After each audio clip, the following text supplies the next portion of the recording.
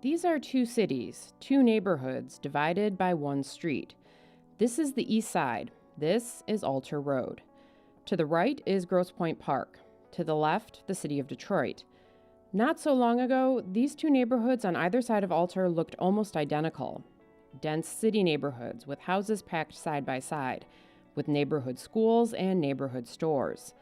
But over time, this Detroit neighborhood became one of the most blighted and abandoned in the city. And Alter Road became more than a geographic boundary. It became a racial divide, an economic divide. As the Detroit side suffered its decline, Grosse Pointe put up barriers, sometimes literal barriers. See this traffic circle? The original plan was to block it off completely. That got scaled back after an uproar. This was in 2015. Instead, they put up this sculpture called A Sale of Two Cities, a small gesture toward bridging the divide. Just down Kercheval are two of Grosse Pointe's neighborhood public schools. Most of the kids who go here can walk or ride their bike to school. Lots of them do. The public school on Detroit's side shut down in 2011. That wiped out one of the last remaining neighborhood institutions. A few years ago, the city of Detroit started a massive demolition sweep through this neighborhood. It took down scores of blighted and abandoned homes, and it completely transformed the landscape. The homes became vast green spaces.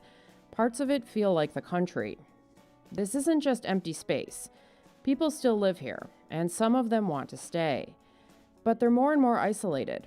Detroit's leaders are making sweeping, citywide plans and neighborhood investments, but it's not clear what they plan for this corner of the city. Detroit's new sense of revival has barely touched it. The Grosse Pointe side of Alter is also changing. There's more racial diversity, more different kinds of people in general. It's less of a bubble. Still, its world remains mostly off-limits to its Detroit neighbors. There's not a lot of mixing across this divide. It's mostly self-imposed. There may not be a real wall along Alter Road, but people on both sides tend to act like it anyway. This particular divide gets a lot of attention, and you can see why. It's rare that our dividing lines are so visible and so stark. This landscape tells a fraught, complicated story about an American city. It's a story best told from above.